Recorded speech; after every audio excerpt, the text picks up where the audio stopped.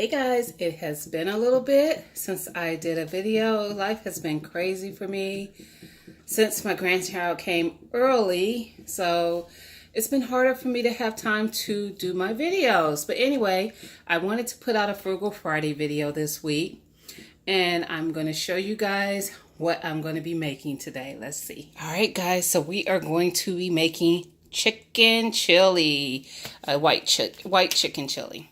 So I chose this meal because, for one, it's really good, but it's really hearty, and it's a good meal this time of the year because a lot of times you're going to do chilies and soups because it's cooler outside, and this is one that my family likes. So I was able to do this meal for just a little over $5 for all these items.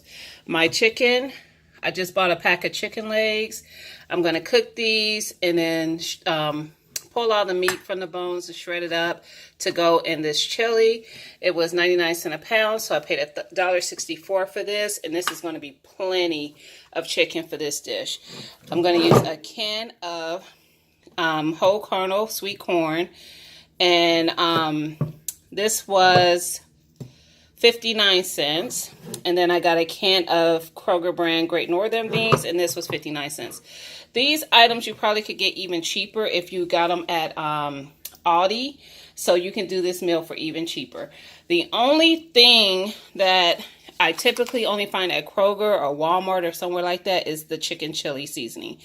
McCormick's is the only brand I find it in, and I just like to use the seasoning pack because it gets the flavor that I want without me having to like work with my own seasonings to get to the flavor that I like. So I only use one of these, and this is $1.19, I believe. And typically the cheapest I found them is sometimes they'll run them on a deal for 10 for 10, but they're typically about $1.20 to $1.30 a pack. So that is our ingredients. The only thing that I did not have is a can of Rotel tomatoes. I usually put that in my chicken chili, but I do have a can of diced chilies, so I'm going to use that instead. It's going to come out just fine. But if you were to get a can of diced tomatoes or a can of diced Rotel tomatoes, that you're looking at probably another 60-70 cents for a can of those. So anyway, guys, I'm going to use my pressure cooker, and I have it filled just a little bit with water. There's probably about, I don't know, maybe a little more than a cup of water in there, because I'm going to use the broth that my chicken makes as my broth for the soup. So, well, for the chili. Because this one does come out to be just a little bit thicker. It comes out to be thicker than a soup when I get done with it. So I'm just going to open up my chicken, and it's still frozen. So I am going to rinse off this chicken, and then I'm going to put it into my pressure cooker, and I will be right back. All right, guys, so I have my chicken rinsed off and in my pressure cooker. And guys, it is up to you if you rinse off your chicken before cooking it or not. Everybody has their own preference in doing that. I like to do it because sometimes there's feathers still on the chicken, so I can see that and pull that off. But plus, I just have issues, and I just have to rinse off my poultry. That's just me. So I'm going to cook this chicken. Only thing I'm going to add to my pot is a little bit of sea salt. And I'm just going to add that in there. That's the only thing I'm going to put in there. I'm going to put my lid on there and lock it. Make sure my little thing is turned to to pressure.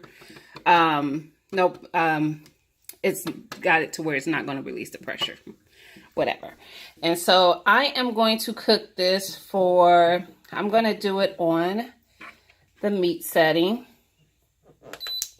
and I'm going to do it for 12 minutes.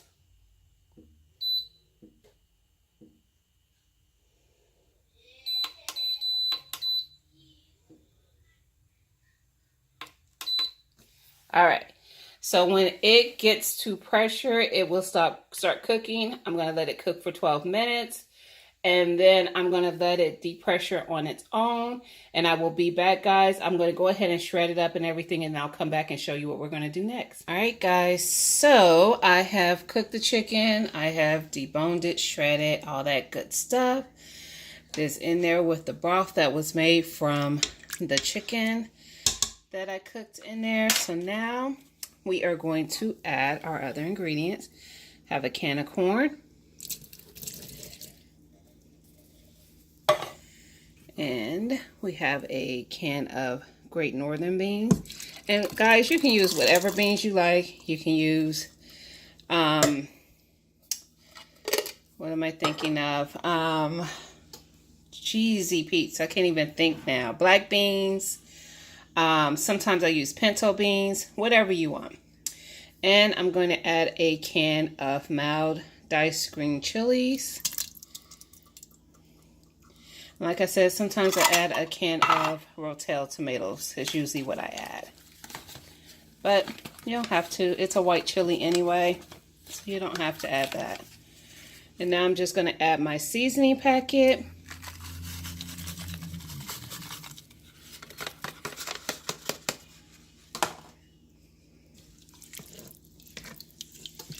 And then we're just going to stir everything around. Get that seasoning all nicely incorporated. All right. And I'm going to add a can of water to this.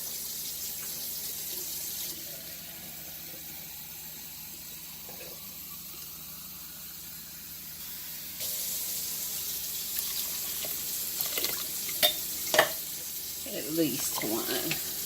Yep, one should be fine.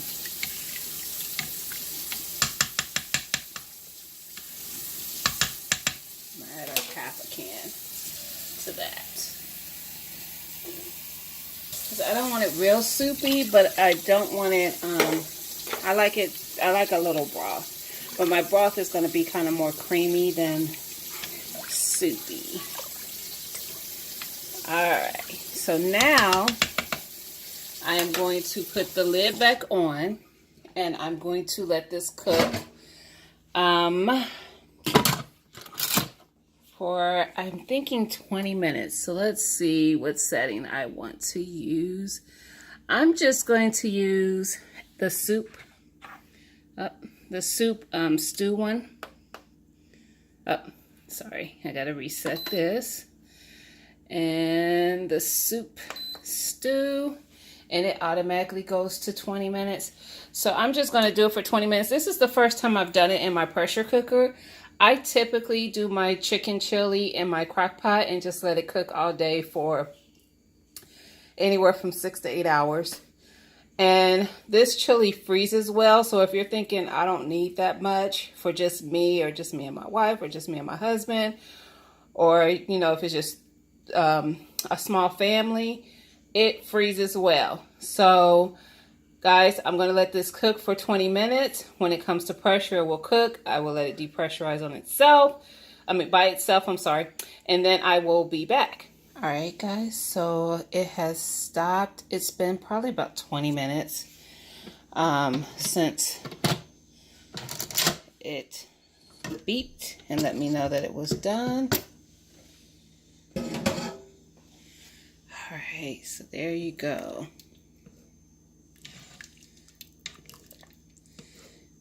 And I'll probably just let it sit on warm for probably about an hour more. It's just like any chili though. The longer you allow it to sit, the better the flavor is. Next day, better flavor, same thing. But yeah, guys, there you go. And what I do sometimes with this chili is I will serve it on, serve it with some cheese on top, put a little bit of cheddar cheese on top, and crush up some tortilla chips, and it's so good. And you can even, I'll even like scoop my tortilla chips in it and eat it that way as well. So I hope you like this video, guys. This is a very, very delicious recipe. I would definitely recommend you trying it with your family. And it's a very frugal recipe to try, especially on these fall winter nights. So hope you like this video, guys. Please like, comment, and subscribe. And I will talk to you guys again soon. Bye.